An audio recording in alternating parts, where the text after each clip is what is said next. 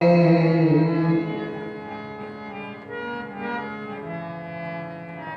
देवा, वाचव वाचव, माझ्या गर्भाला वाचव. धाय मोकळत उत्तरा पळत आली. भगवान श्रीकृष्ण परमात्म्याच्या चरणावर पडली. 16-17 वर्षाचं वय, विधवा झालेली आहे. पती रणांगणात मारण्यात गेलेला आहे. पांडवांचा शेवटचा वंश या उत्तरेच्या गर्भात आहे. डोळ्यात अश्रू मावेना घाबरलेली ही उत्तरा भगवान श्रीकृष्ण परमात्म्याच्या चरणावर पडली. पांडवांच्या हातातली शस्त्र गळाली. खिन्न आणि सुन्न वातावरण झालं. आपल्या डोळ्यातल्या अश्रूंनी भगवान श्रीकृष्णाचे तिला पाय धुतले.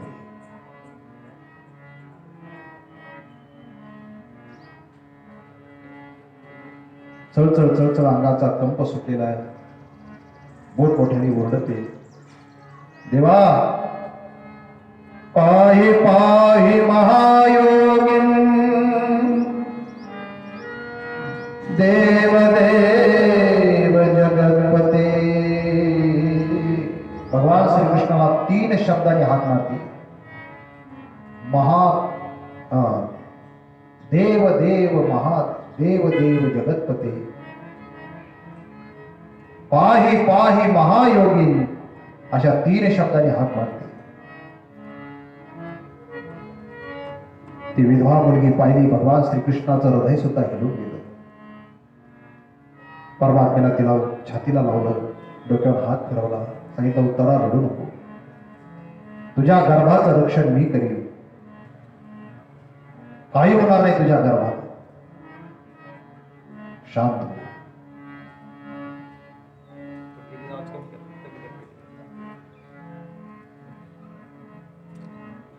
उत्तरा रडू लागली आणि हात जोडून म्हणते, उत्तरा, देवा, या जगात स्त्रीला 2च आश्रय, एक पतीचं नाही तर मग एक पित्याचं.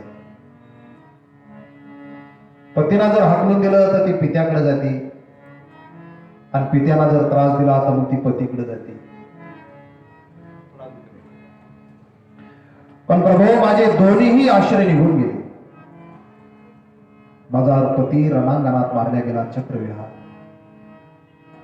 स्वतःला वीर समजणारे हे भीष्माचार्य, कर्ण, रथी, महारथी, पण एका कवळ्या मुलाच्या अंगावर तुटून पडली. लाडग्याने एखाद्या बकरीवर हल्ला करावा असे सगळे लोक त्या माझ्या पतीच्या अंगावर तुटून पडले. माझ्या पतीच्या शरीराचे अवयव कमी पडले यांना तोडण्याकरता. लचके तोडले माझ्या पतीची या सर्वांनी. माझ्या गर्भातल्या बाळाने अजून बाप पाहिला नाही देवा.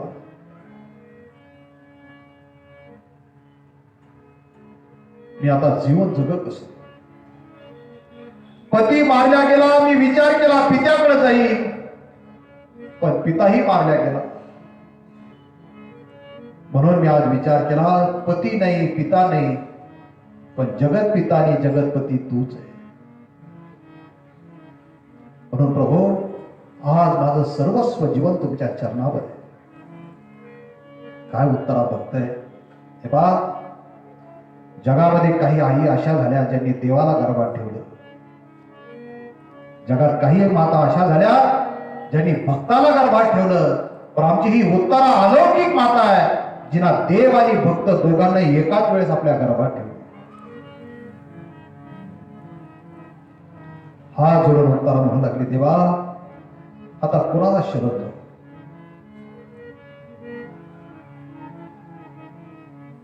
स्त्रीचं जीवन फार फार संकटात असतं देवा. ज्याच्यावर प्रेम केलं त्याला सोडून ती पुढे जात असते. ज्या आईच्या गर्भात राहिली, ज्या आईला तिला लहानपणी सांभाळलं, ज्या बापाने सांभाळलं, त्याच्या खांद्यावर खेळली, लहानची मोठी झाली, तिचं ते घरातलं तोत्र बोलणं, ते सगळ्याला प्रेम देणं, घराला वेळ लावून टाकते लहान मुलगी, है की नाही? आपण सगळे ग्रहस्थी लोक आहोत, म्हणून मी नेहमी सांगतो, ज्या माणसाला मुलगी झाली नाही तो अजून बाप झालाच नाही, आणि ज्या स्त्रीला मुलगी झाली नाही ती माय अजून माय झालीच नाही. आईबाप होण्याकरता एक मुलगी पाहिजे. प्रेमाचा पाहणा फोडणारी या जगातली एकमेव पात्र म्हणजे मुलगी असते. अंगा खांद्यावर लहानची मोठी झालेली ती मुलगी, तिचं घरातलं ते तोत्र बोलणं, घरातलं तिचं वागणं. मुली घरात फार संवेदनशील असतात, फार संवेदनशील. घरी जर पाहुणे आले आणि आपण जर आपल्या मुलाला सांगितलं ना 5 रुपयाचं दूध घेऊन ये गिलासात, ते 5 रुपयाचा ठोकळा गिलासात टाकीत पाहुणे देखत खड खड खड खड वाजत जातं. मग तुम्ही मुलीच्या हातात द्या, ती वाजवत नाही. 5 रुपयाचा ठोकळा आपल्या मुठीत दाबते, ग्लास आपल्या ओढणीत लपवते, लपत लपत जाते, लपत लपत येते आणि पाहुण्यांच्या समोर येत नाही, खिडकीतून दुधाचा ग्लास देते. माझ्या बापाची इज्जत उघडी पडू नये, माझ्या बापाला कोणी नाव ठेवू नये. काय घरात एक मुलगी असते की वेगळंच वातावरण असतं. वेगवेगळे चित्र काढी, रांगोळ्या काढी, घराला शोभा दे, रंग दे, रंगुट्या दे. त्याला माहित असतं बापाचं घर सोडून जायचं, पण बापाचं घर सजवण्यात ती काही कसर ठेवत नाही.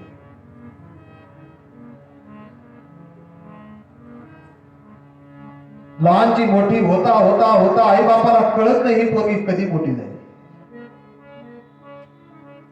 भरा भरा भरा पोरी वाढतात. लोक म्हणतात बाजरीच्या पिकात आणि पोरीच्या जातीत काहीच फरक नाही. भरा भरा भरा वाढतात घरा.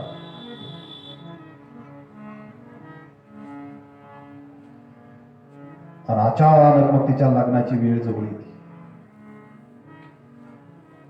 तिच्याकरता मुलगा पाहण्याची काही गडबड घरात सुरू होती. बाप या गावाला त्या गावाला, इथं तिथं इथं तिथं पोरग पाहत फिरतो. ते सगळं पाहती. काय कुठंतरी स्थळ पसंत पडतं, लग्नाची तयारी व्हायला सुरुवात होते. मग सगळे कपडे आणायचे, बस्ता फाडायचा, काय काय सामान आणायचं, सगळं साहित्य आणायचं. मंडपाला कोण लावायचा, स्वयंपाकी कोण लावायचा, कोण कोण पाहुणे बोलायचे, कोण कोण पाहुण्याला पत्रिका द्यायच्या, कोणाला द्यायच्या नाही, कोणाला आणायचं नाही. सगळं सगळं घरात चर्चा चालते तिच्यासोबत. आणि हळद लावायचा दिवस येतो. हा दिवस सगळ्यात भयानक. सगळा मंडप उभा राहिला जातो. हळूहळू थोडे थोडे पाहुणे आलेले राहतात आणि मुलीला आता हळद लावायची वेळ आलेली असते. मैत्रिणी आलेल्या असतात, तिला हळद लावायची वेळ जवळ आलेली असते. मुलीला हळदीची तयारी झालेली असते आणि घरातले म्हणतात बजाव बँडवाले बजाव. बँडवर थाप पडली की जिथं बाप असेल तिथं कप्प खाली बसतो. त्याच्या डोळ्यातून अश्रूच्या धारा निघतात. माझी चिमणी आज उडून जाणार. बस माझ्या पोरीला जायची तयारी आता सुरू झाली. हातातलं काम खाली ठेवतो, तिथंच खाली बसून गळ्यातल्या उपाऱ्याने डोळे पुसत बाप बसतो. बँडचा आवाज ऐकला की जी मुलीच्या आईच्या हातात अनेक काम असतात, पण ती काम बाजूला करते, पात्राने डोळे पुसत कुठेतरी बसलेली असते.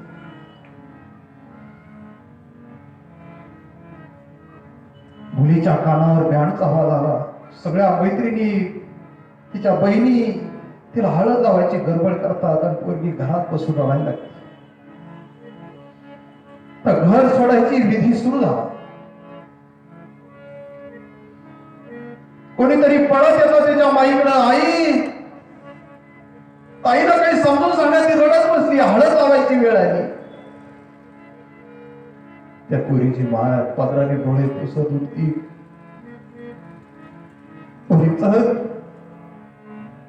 सगळ्या बसल्या हळदीला. ती माईच्या गळ्यात गप्पर पडती. रडून रडून रडून आईचा पदर ओला होतो. मला नाही जायचं हळद लावायला. खाली बसली ती माय तिच्या बापाला पाहत फिरती. मग कुठं बसली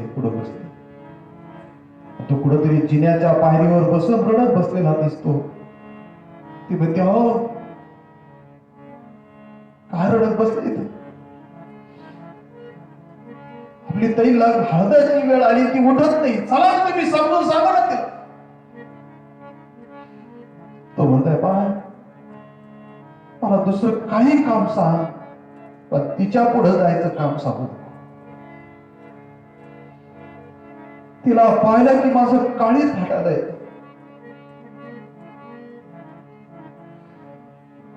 आत्ता अंगा खांद्यावर खेळत होती एकदम लागला नाही. नाही तू जाणे ती दगडासारखा बाप असला तरी त्याच्या काळजात सुपारी होतो.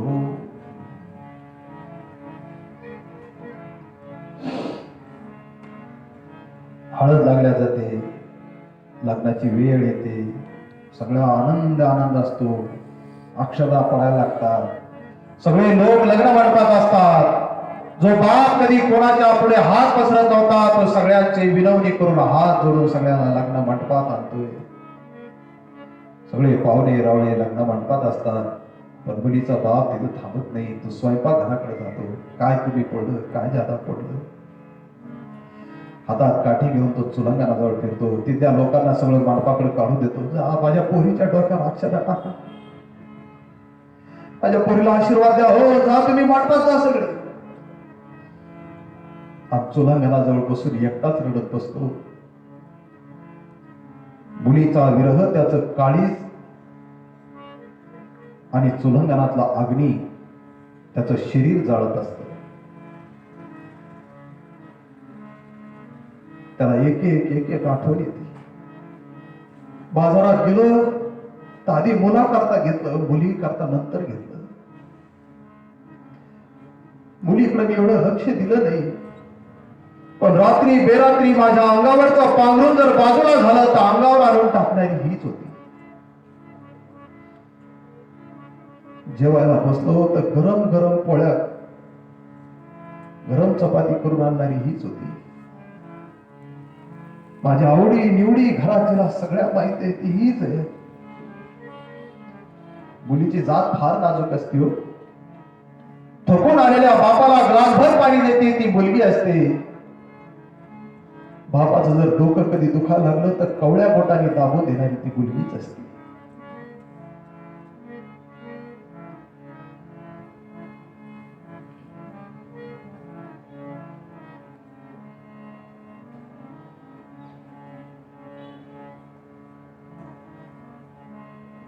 जनक राजासारखा विदेही राजा सुद्धा देह भानावर येऊन रडायला लागला.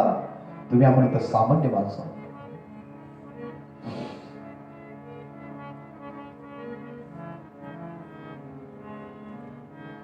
आई बापावरचं एवढं प्रेम आणि ते सगळं प्रेम एका क्षणात तोडून टाकते. आणि मग तिचं प्रेम सासरेच्या लोकांवर जात.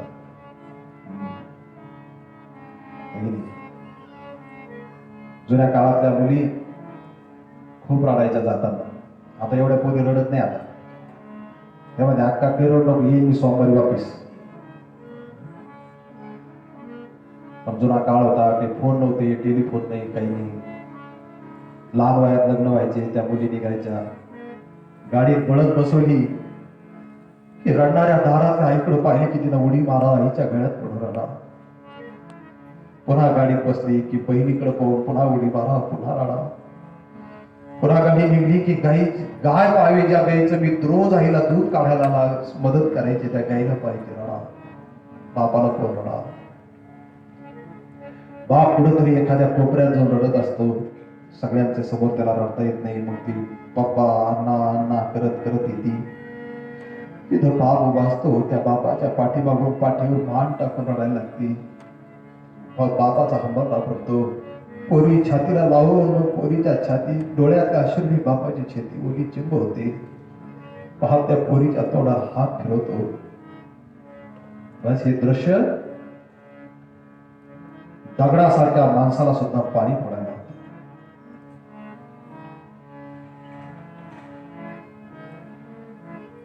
मुलगी निघाली की सगळे रडतात, पण एक जण असा असतो तो कधीच रडलेला नसतो, पण त्या दिवशी रडतो. कोण? त्या मुलीचा भाऊ. लहानपणापासून सोबत लहानची मोठे झालेले असतात. मारा कुट्या, धपा कुट्या, घरात सारखी भांडणं असतात लहान लहान बहीण भावाचे. ज्या दिवशी मग ती बहीण निघते, बस त्या दिवशी मग त्या भावाचा हंबाडा दाटून येतो. तरुण वय असतं त्याचं, असं तरुण वय असतं आणि मग त्याचा हसा तो हंबाडा फुटून येतो. लहानपणापासून सोबत खेळलो, कधी तिचा गुन्हा नसताना सुद्धा आई तिला बोलायची, मी तिला मारून पळायचो, तिला माझ्या मागे पळता येत नव्हतं, कुठेतरी बसून रडायची. एक एक आठवणी ती त्या भावाला ते रडत बसते. असा निरोप देत देत देत मग सगळ्यांचा निरोप घेऊन निघतात. तुकोबरायने पाहिलं, कोणाचंच उदाहरण देत नाही तुकोबराय संसारातलं, पण मुलीचं देत. कन्या सासुऱ्यासी जाय, मागे परतो पाहे, तैसे झाले माझ्या जीवा. मुलगी वाट लावली, मग त्या मुलीचं प्रेम आता बापावरचं आईवरचं कमी कमी कमी होत जातं. मग तिला मुलं होतात, मग ते मुलावर प्रेम जातं. आजकालच्या एवढ्या मुली रडत नाही, जुन्या काळात मुली फार रडायच्या. आजकालच्या पोरी